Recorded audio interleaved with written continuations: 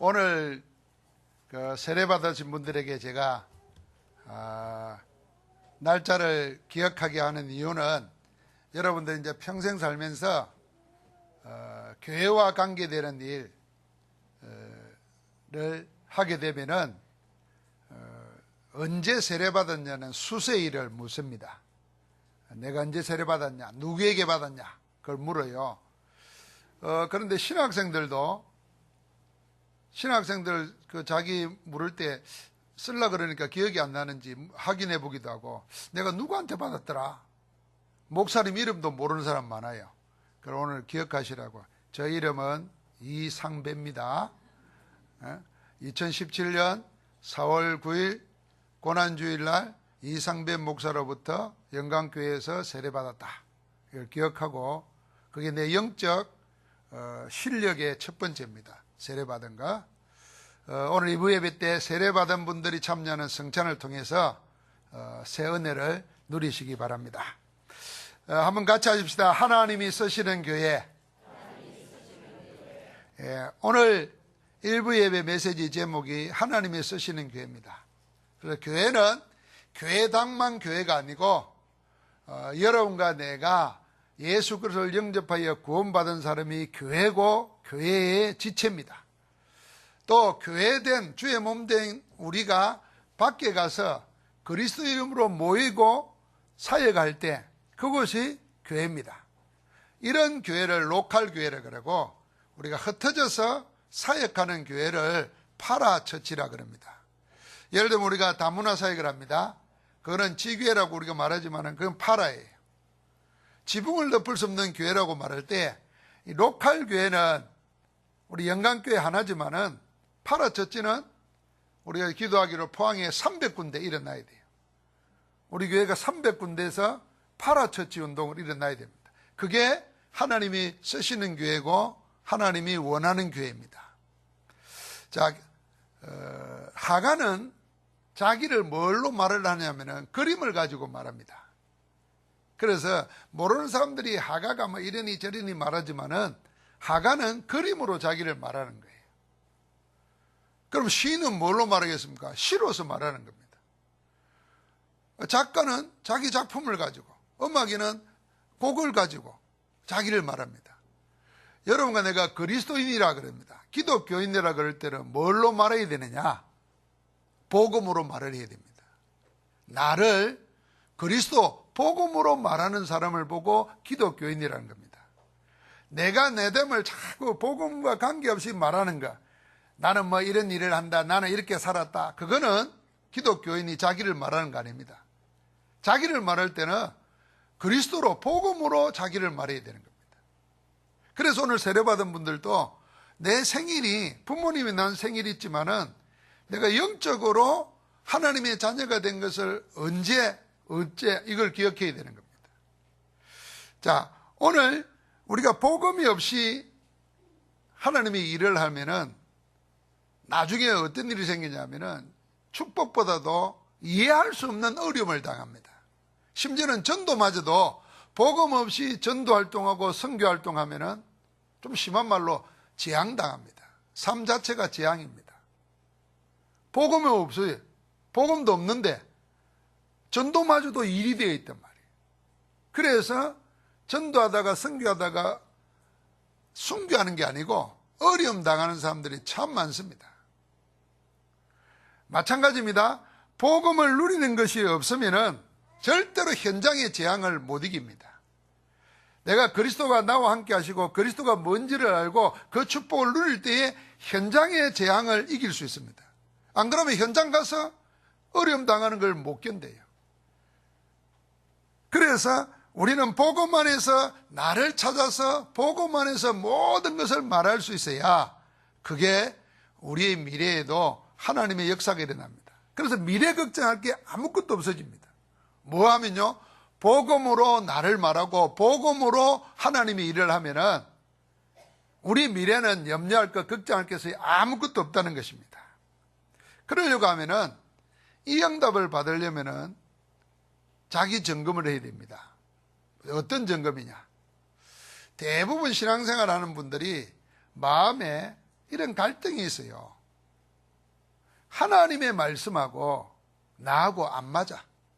이게 사실은 제일 큰 갈등입니다. 하나님의 말씀이 살아있다면 나도 살아있는 하나님의 말씀으로 힘을 얻고 살아야 되는데, 내 인생 사는 거는 하나님의 말씀은 말씀이고 나는 계속 힘 빠져.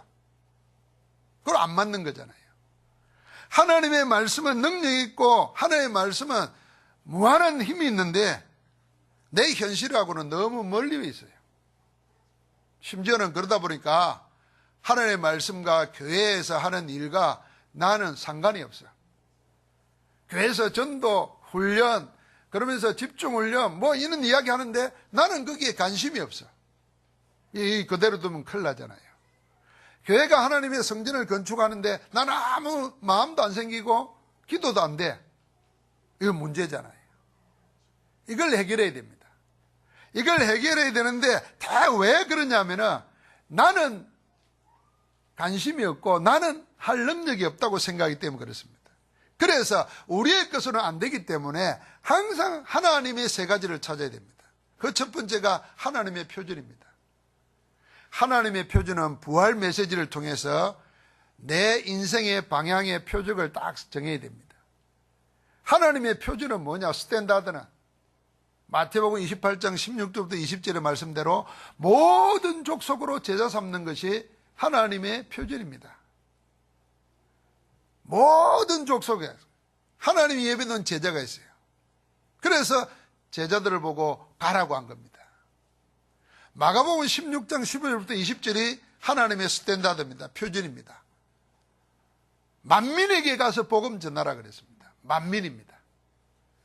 내 동족만이 아니고 내 적의 동족이라도 나와 사상과 이념이 다른 사람이라도 가서 복음 전해야 되는 겁니다. 만민에게 그랬어요. 사도행전 1장 8절에 보니까 땅끝까지 그랬습니다. 하나님의 표준은 뭐냐면 땅끝입니다. 이 땅끝에 대한 해석을 공간적으로 생각하면 이렇게 생각할 수 있어요. 복음이 시작된 예루살렘, 복음이 시작된 저 이스라엘의 복음의 역사가 일어나는 것, 복음화되는 것이 땅끝입니다. 그래서 유대인, 이스라엘이 공간적인 의미에서 땅끝입니다. 민족적으로 말하면 유대인 복음화입니다. 그런데 우리가 사실적으로 말하면 땅끝이 어디냐? 나입니다. 내가 땅끝이에요. 나로부터 시작해서 나로 내게 와야 돌아와야 되는 거예요. 지구는 둔 거니까. 그래서 내가 복음화되는 거, 나를 복음으로 각인 뿌리 체질화시키는 거, 그게요 땅끝 복음화입니다. 이걸 바꿔 말하면 내가 복음화되어 버리면 세계 복음화는 이루어지는 겁니다. 여러분, 내가 복음으로 나를 각인 뿌리 체질화시키면 그리스도와 하나님 나라와 성령 충만, 그게 하나님 표준입니다. 한번 합시다. 다른 사람 이전에, 세계 이전에 땅끝인 나를 복음화시키자. 그게 이제 복음 가지고 기도 응답 받고 사실적으로 누리는 겁니다. 이게 하나님 표준이에요. 오늘 세례받은 분들은 이걸 잘 기억해 둬야 됩니다. 하나님의 표준이 뭐냐? 세계와 만민과 땅끝을 살리는 건데 그 가운데 내가 완전 복음으로 체질화되는 거다. 두 번째는 하나님의 기준입니다. 하나님의 기준은 뭐냐면은 여러분과 나로서는 말씀과 내 현실도 안 맞고 나하고도 안 맞고 나도 할 수 없어요. 그래서 오직 기준이 뭐냐? 성령 충만입니다. 사도행전 1장 8절이고 사도행전 1장 8절대로 성취된 사도행전 2장의 역사가 하나님의 기준입니다. 우리는 할 수 없기 때문에 뭘로요? 성령을 선물로 주시겠다 그랬어요.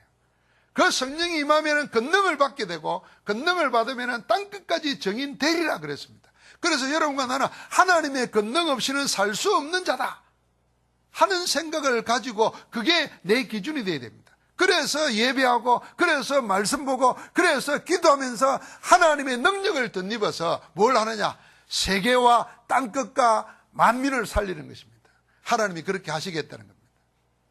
그래서 초대교회는 실제 역사지 않습니까? 초대교회가 생길 때는요 너무 미약했어요. 세상은 예수 믿으면 잡아 죽이는 시대였어요. 아무도 도와주는 이 없었어요. 자기들끼리 만났는데 보니까 누구 의지해야 될 사람이 아무도 없어요. 안팎으로 할 수 있는 게 아무것도 없었어요. 주님이 그걸 몰랐겠습니까? 너무 잘 알기 때문에 그거 상관없다. 밖에서 박해가 일어나든 안에서 의지할 만한 아무 근거도 없든 관계없다. 한 가지만 붙잡아라. 성령을 너에게 선물로 줄 것이니 그 성령의 역사가 있으면 밖에서 박해라든 안에서 도울 리가 없든 관계없다. 하나님이 그렇게 하신다는 겁니다. 그래서 우리가 집중해서 모여 그리스도 안에서 하나님의 성령으로 충만해지는 그 시간을 만들어야 됩니다. 성령 충만 얻는 시간. 여러분 다른 거 다 핑계입니다. 여러분 지금 죽을 병이 걸려도요, 내가 성령 충만 얻으면요, 여러분 병을 이깁니다. 병이 있어가지고 성령 충만하지 않으면요, 병에 사로잡혀요. 병에 사로잡히면 뭐가 옵니까? 염려 근심 옵니다. 병에 사로잡히면요, 옛날 게 나와요. 남의 탓합니다. 인생 한풀이 합니다. 그러다가 병과 함께 망해버려요.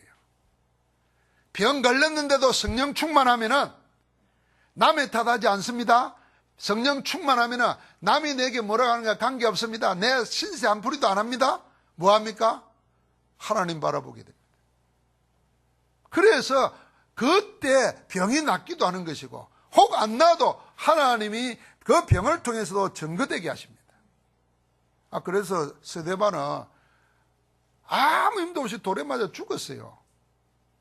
스데반이 설교도 대단한 거였습니다.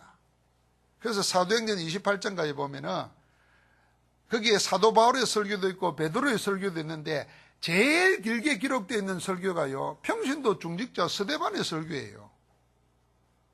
제일 길게 되어 있어요. 그럼 돌에 맞아 죽는데도 그의 설교는 제일 길었어요. 죽고 난 다음에 더 큰 역사가 일어났어요. 죽을 때도 죽는 게 아니에요. 잔이라 할 만큼 평안했어요. 죽고 난 다음에 바울이 돌아오는 계기가 되고 안디옥 교회가 생기게 되고 새로운 신앙운동의 역사가 그때 일어나는 거예요. 그러니까 하나님의 능력 속에 있으면은 여러분 우리가 가난해도 관계없어요. 병 걸려도 관계없어요. 또 병 걸리고 가난할수록 뭐 해야 되냐? 하나님의 성령에 충만해야 될 줄 믿습니다. 그게 하나님의 기준이에요. 하나님의 마지막 수준이 있습니다. 그게 세계복음화입니다. 바울에게서는 그 시대 로마 복음화예요. 사도행전 19장 21절. 로마도 보아야 하리라 그랬어요. 감옥에 갇혔어요. 어려움 당했어요. 뭐라 그랬습니까? 가이사 앞에 서야겠고 풍랑을 만나 죽게 됐어요. 하나님이 풍랑 속에서도 가이사 앞에 서야 하고 로마에 복음 전해야 하기 때문에 그를 살리세요. 이 복음의 비밀 가진 사람을 통해서 하나님이 그 배도 살렸어요. 세계도 살린다는 겁니다. 그래서 우리는 하나님의 표준과 기준과 수준이 뭔지를 알고 내 삶의 방향을 거기에 맞추는 겁니다. 나로서는 안 되기 때문에, 안 된다는 거, 안 맞다는 것 때문에 주저앉아 있거나 포기하거나 무관심하거나 이래 있으면 안 돼요. 무엇으로요? 하나님의 표준에 내 방향을 맞추고. 하나님의 기준이 뭐예요? 우리가 못하니까 하나님의 성령으로 충만하라고 그 약속을 주셨어요. 그러니까 어디까지요? 그 힘 없고 그 은혜 없거든 어디를 바라봐야 되느냐? 세계를 보라는 겁니다. 지금에 머물러 있지 말고 세계를 보라는 거예요. 사도 바울은 로마도 보아야 하리라. 사도행전 19장 21절에 신앙 고백을 언제 했냐면요, 제일 큰 역사가 일어났을 때 했어요. 두란노 손에 사회 가면서 에베소가 복음화 되어버렸어요. 온 동네가 복음으로 돌아왔어요. 제일 큰 역사가 일어날 그때에 거기에 머물지 아니하고 하나님의 수준이 뭐냐? 전 세계를 살리는 거라. 그래서 우리 렘넌트들은 내가 어떻게 앞으로 대학 들어갈까? 어떻게 먹고 살까? 이 걱정하지 말라니까. 하나님의 표준, 기준, 수준을 놓고 생각하면서 하나님이 내게 은혜 주시고 하나님이 내게 축복 주시면 나는 그 축복에 머물지 아니하고 세계를 살리겠다. 성공한 게 목적 아니고 성공 이후에 실패하는 사람들을 살리겠다. 그게요 하나님의 수준이에요. 우리가 포항에 있으면서 늘 포항의 진율로 살면 아무것도 못합니다. 포항을 넘어서 한국과 세계를 살리는 하나님의 계획 속에 우리 교회가 있고 내가 있다. 이걸 가지고 거기에 내 인생의 방향을 맞춰야 돼요. 하나님께서 우리에게 이 속에 있을 때 항상 큰 응답으로 역사하십니다. 그게 성경의 증거고 교회에서의 증거고 오늘 그대로 나타나는 증거입니다. 여러분 이제 질문을 한번 갈 테니까 여러분 한번 생각을 해보시고 묵상을 해보시고 답을 찾아내야 됩니다. 예수님 당시에 로마는 그 시대 유럽을 장악하고 있었습니다. 그 제도 시스템이 얼마나 완벽했는지 지금도 세계 인류 역사에 꿈꾸는 데가 뭐냐면 로마 제국과 같은 겁니다. 거기에 법이라든지 거기에 문화라든지 사상이라든지 다 시스템이 있어요. 왜 그런데 하나님이 로마를 쓰지 않고 마가다락방을 썼을까요? 종교가 없었느냐? 완벽한 종교가 있었습니다. 그게 유대교입니다. 왜 유대교라고 하는 어마어마한 그때 당시 46년 동안 대리석으로 지어놓은 성전이 있었어요. 그 유대교를 쓰지 않고 마가다락방에 모인 가난한 자들을 썼을까? 또 하나는요, 세상의 문화가 헬라, 그리스 문화입니다. 여기 그리스에서 철학이 나오고 음악이 나오고 예술이 나왔어요. 벌써요, 로마 그리스 시대 때 연극, 비극, 희극이 다 있었어요. 철학, 문학이 거기서 다 나왔어요. 그 어마어마한 것이 문화로 장악하고 있는데 왜 그걸 안 쓰고 마가다락방에 모여서 복음으로 기도하고 예수가 그리스도라고 증거하는 그들을 썼을까요? 이유가 뭘까 생각해봐요. 그러면 왜 근 1500년 동안 세계를 장악하고 있던 로마 카톨릭을 무너뜨리고 중세교회를 무너뜨리고 복음 하나로 마틴 루터, 칼빈 그들은 복음 전하다가 어려움 당하고 죽임 당하고 죽고 했어요. 왜 그들을 통해서 하나님의 역사를 바꿨을까? 자, 거기에 대한 답을 얻으면 그럼 앞으로 하나님은 이 역사를 뭘로 바꿀까 생각해 봐야 돼요. 이거 알아야 됩니다. 지금 모든 것을 장악하고 있는 정치나 종교나 경제를 하나님이 쓰지 않습니다. 하나님께는 그게 필요 없어요. 하나님이 정말 쓰시고자 하는 것은 오직 하나님이 주신 것, 하나님이 원하시는 것, 그게 그리스도 복음입니다. 그게 전부고 그거 하나로 충분하다고 생각하는 사람들을 모아서 하나님이 역사를 바꾸시는 겁니다. 그래서 역사를 히스토리, 그분의 이야기라. 역사의 주인 되시는 하나님이 역사를 바꾸시는데 그 속에 내가 있어야 돼요. 그 속에 공부를 그 속에서 해야 돼요. 사업을 그 속에서 해야 돼요. 인생을 그 속에서 살아야 돼요. 그런데 우리는 자꾸만 눈에 보이는 걸 찾습니다. 지금 엄청난 거 그게 진리인 줄 생각해요. 여러분 그렇게 우리나라에서 보면은 지금 엄청난 게 더 불교예요. 지금 엄청난 게 더 천주교예요. 개신교는 70% 이상이 교회도 건물도 없어요. 남의 거 빌려가지고 해요.